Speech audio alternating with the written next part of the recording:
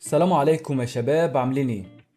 في الفيديو ده انا هقولك على باور بلان تعمله لجهازك هيديلك اعلى اداء ممكن، والموضوع ده خليه للكمبيوتر بس مش لللابتوب، لان نظام الباور في البي سي امان، انما اللابتوب الباور فيه قليل عن البي سي. فانت في اللاب لو حددتها هاي برفورمانس الدنيا هتبقى كويسه معاك. نرجع بقى لموضوعنا وهقولك ازاي تعمل الخطه للكمبيوتر. في البدايه سرش في جوجل على برنامج اسمه بارك كنترول، واختار الموقع الاول اللي هو بيتسم.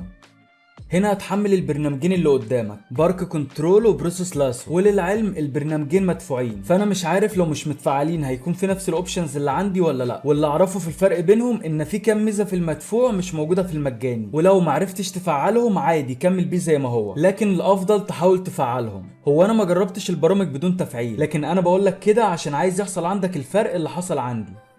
المهم بعد ما تحمل الاتنين ثبتهم بالطريقه العاديه، طريقه تثبيتهم كلها نيكست وفي الاخر فينش، مفيش اي حاجه هتقف معاك. وبعد ما تثبتهم اتاكد ان كل البرامج اللي على الجهاز مقفوله، ده لاننا هنقلل تركيز البروسيسور من على النظام وهنخليه يركز اكتر على اللعبه اللي انت عايزها.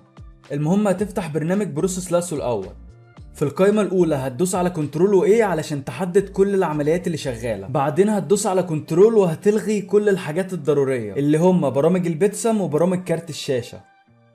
بعد ما شلت التحديد من عليهم حدد الاكسبلورر معاهم، بعدين كليك يمين على اي عمليه متحدده، وفي السي بي يو برايورتي الاولوز هتخليها ايدل، ومره كمان على الاي او برايورتي هتخلي الاولوز فيها لو. كده انت قللت المعالجه على النظام، او بالاصح الحاجات الغير ضروريه. افتح بقى اللعبه اللي انت عايز تحدد لها الاولويه. بالنسبه لي انا مشكلتي كلها في لعبه بابجي، فهي اللي انا افتحها. بعد ما اللعبة تفتح معاك هتروح على البرنامج وتدوس على الاكتف، وهنا هتحدد ملفات اللعبة اللي انت عايز تديلها الاولوية. بابجي ملفاتها اللي باسم اندرويد ايميليتور و اي او دبليو نفس الكلام، وكليك يمين وسي بي يو برايورتي، بعدين هنا الاولوز هتخليها هاي، مرة تانية ونفس الكلام الاي او برايورتي هتخليها هاي. وكده باقي خطوة أخيرة علشان نخلص من البرنامج ده. هتيجي عند المين فوق وهتقفل البرو بالانس، مرة كمان على المين، والاكتف باور هتخليها بيتسم هايست بيرفورمانس. بس كده مش محتاجين حاجة من البرنامج ده، اقفله وهتلاقيه شغال تحت. نيجي لتاني برنامج وهو بارك كنترول. اول حاجه فوق الباور بلان هتخليها بيتسم هايست بيرفورمانس، دي الخطه اللي شغالين عليها. وتعالى نخصص الكورس بتاع المعالج. عندك في الاربع علامات هتعملهم اوف وهتبقى 100%، والثلاث علامات اللي تحت هتعملهم كلهم صح. لما بتحدد الاولى صح بيتفتح لك القائمه دي. هتحدد اول اوبشن اللي هو ديناميك بوست، وتاني اوبشنين هتخليهم بيتسم هايست بيرفورمانس زي بعض، واخر اتنين هتشيل من عليهم الصح واوكي. وما تنساش تدوس على السيتنج وتحدد ستارت ات لوجن، ده علشان يفتح مع الويندوز، بعدين ابلاي واوكي مره كمان. بس كده خلصنا البرنامجين. وحاجه اخيره، لو انت ضايف العاب في الجرافيكس ومحددها على هاي برفورمانس الغيها، لانك كده اللعبه لما تفتحها هتشتغل على خطه الباور بتاعه الويندوز ومش هتكون شغاله على الخطه اللي عملناها. فالافضل تشيلها يا اما تخليها مش متحدده زي ما انا عاملها. والموضوع ده والله فعلا فرق معايا 180 درجه في الاداء، فانا اتمنى يفرق معاك. وبس كده، ولو في اي حاجه وقفت معاك ابعتلي على الديسكورد وانا مش هتاخر. ويلا اشوفكم على خير ان شاء الله، والسلام عليكم.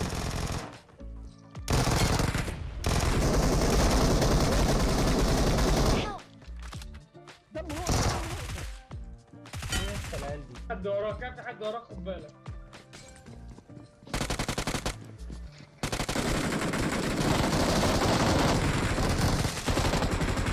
يا اسطى لا لا عندي انا ميت ماشي، انا ميت.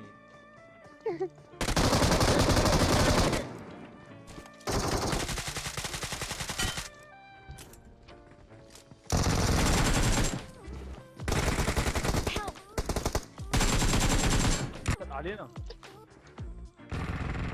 هيجيبنا احنا الاربعه زي المره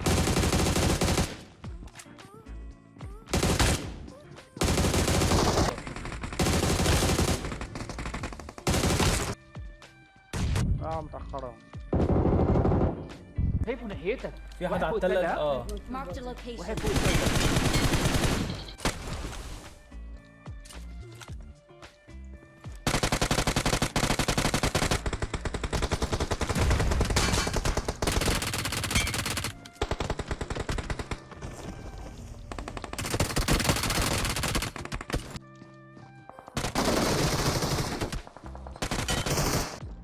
في باراشوت نزل عليا.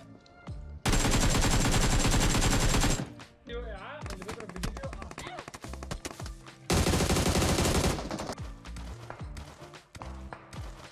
لا لا انا مت فتحت ولف. يا الراجل اللي عملها دي اتسرق. احا سرق الكبايه، سرق الكبايه.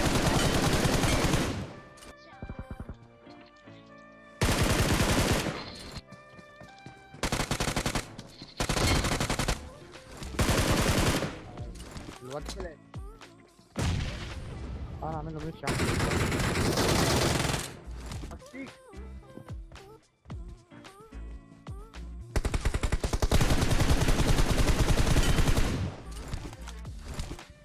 بداية غريبة دي.